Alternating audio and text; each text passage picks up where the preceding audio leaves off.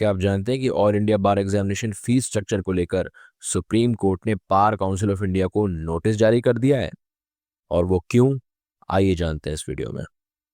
Friends, supreme court ने 19 मई 2025 को all India bar examination के फीस स्ट्रक्चर को चैलेंज करने वाली एक पीआईएल यानी जनहित याचिका पर सुनवाई करते हुए बार काउंसिल ऑफ इंडिया को नोटिस जारी कर दिया है।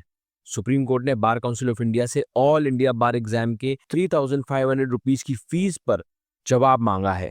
और फ्रेंड्स, जैसा कि हम सब जानते हैं कि ऑल इंडिया बार एग्जाम सभी एडवोकेट्स के लिए मैंडेटरी हो चुका है, जहां पे स्टेट बार में एनरोलमेंट कराने के बाद हमारे पास 2 साल का टाइम होता है कि हम अपने एआईबी को क्लियर कर लें। बट एनरोलमेंट फीस से लेकर ऑल इंडिया बार एग्जाम फीस जमा करने तक एक यंग लॉ स्टूडेंट जिसने अभी तक अर्निंग स्टार्ट भी नहीं करी है, उस पर काफी फाइनेंशियल बर्डन आ जाता है।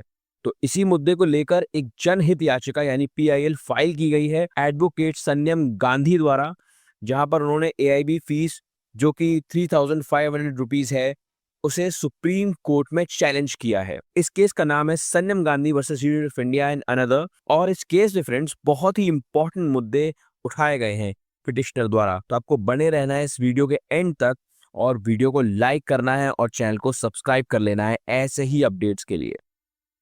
सो फ्रेंड्स, आगे बढ़ने से पहले हम इस केस के बैकग्राउंड को समझते हैं। इस पीआईएल से पहले भी फरवरी 2025 में एडवोकेट गांधी द्वारा सुप्रीम कोर्ट पे पिटीशन फाइल की गई थी, ये कहते हुए कि all India bar examination AIB के लिए बार काउंसिल ऑफ इंडिया की 3,500 रुपीज की जो ये फीस है बहुत ज्यादा है। और उन्होंने सुप्रीम कोर्ट की previous judgment Gaurav Kumar versus union of India 2024 का हवाला दिया।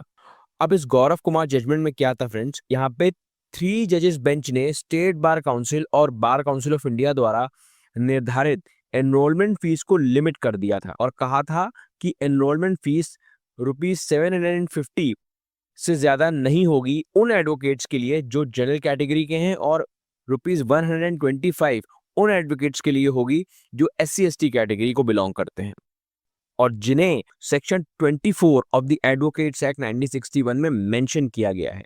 आगे अपनी पिटीशन में उन्होंने ये दावा किया था कि एआईबी फीस स्ट्रक्चर की जुडिशियल स्क्रूटनी भी आवश्यक है, क्योंकि ये नए वकीलों पर फाइनेंशियल बर्डन डालती है और संभावित रूप से उनके राइट टू प्रैक्टिस को प्रभावित करती है। और फ्रेंड, सुप्रीम कोर्ट ने इस पिटीशन को पहली ही हियरिंग में डिस्पोज कर दिया था और कहा था कि ये बार काउंसिल ऑफ इंडिया का मुद्दा है, आप पहले उनके पास जाइए। और उन्होंने बार काउंसिल ऑफ इंडिया की फाइनेंशियल नीड्स को एक्नॉलेज किया था, जिसमें जस्टिस पारदीवाला ने सुनवाई के दौरान टिप्पणी भी की थी। जैसे कि आप अपनी स्क्रीन पे देख पा रहे हैं, उन्होंने कहा था कि भाई बार काउंसिल ऑफ इंडिया के पास भी सैलरी देने के लिए एम्प्लॉयज हैं, उनके भी अपने खर्चे हैं। साथ ही साथ उन्होंने कहा था कि भाई एक बार अगर आप 3,500 रुपीज का भुगतान कर दे रहे हैं तो आप आगे जा करके 3,50,000 रुपए भी कमाना शुरू कर देंगे। इसके अलावा बेंच ने ये भी कहा था कि जो ये एआईबी फीस का मुद्दा है वो गौरव कुमार जजमेंट में चर्चा की गई एनरोलमेंट फीस से अलग है।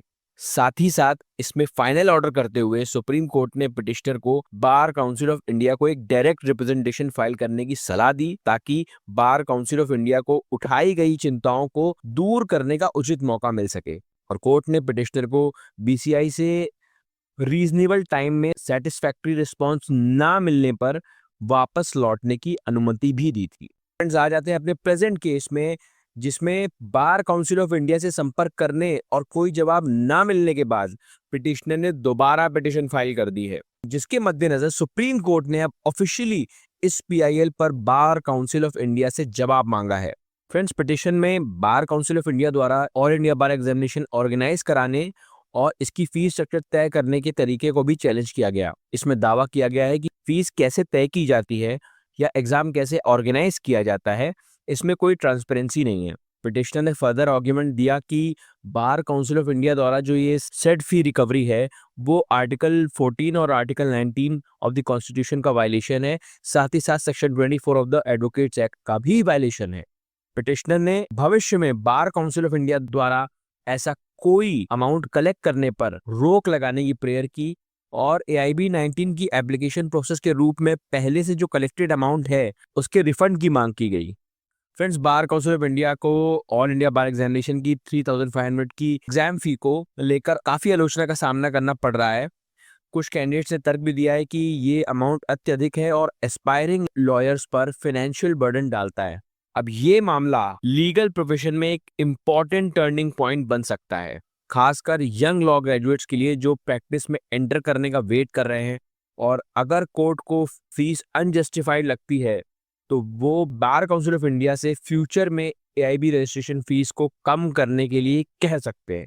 अब यहाँ पे फरवरी में सुप्रीम कोर्ट ने इस पिटीशन को मना कर दिया था, बट अब सुप्रीम कोर्ट ने इस पिटीशन को एक्सेप्ट कर लिया है और बार काउंसिल ऑफ इंडिया को नोटिस भी जारी कर दिया है। अब देखते हैं बार काउंसिल ऑफ इंडिया का आगे क्या रिप्लाई आता है और उसके अकॉर्डिंगली सुप्रीम कोर्ट इस केस का कोर्स ऑफ एक्शन डिसाइड करेंगे। और फ्रेंड्स, आप अपनी राय रख सकते हैं कमेंट बॉक्स में, आप बता सकते हैं आपको ये इन्फॉर्मेशन, ये न्यूज़ कैसी लग रही है, क्योंकि जो भी हमारे नए एस्पायरिंग लॉयर्स हैं, नए एडवोकेट्स हैं, उनके लिए काफ़ी फेवरेबल होगा। सो ये थी फ्रेंड्स एक लेटेस्ट अपडेट एआईबी को लेकर, जो आई होप आप लोगों को समझ आई होगी। ऐसे ही और अपडेट्स के लिए चैनल को सब्सक्राइब कर लीजिए और वीडियो अच्छा लगा हो तो लाइक कर दीजिए। एंड इस चैनल पे आपको ऑल इंडिया बार एग्जामिनेशन और बार काउंसिल ऑफ इंडिया से संबंधित लेटेस्ट अपडेट्स मिल जाएंगी। साथ ही सुप्रीम कोर्ट के लेटेस्ट जजमेंट्स पर भी आपको इस चैनल पे वीडियोस मिल जाएंगे। So till then take care and मिलते हैं नेक्स्ट वीडियो में।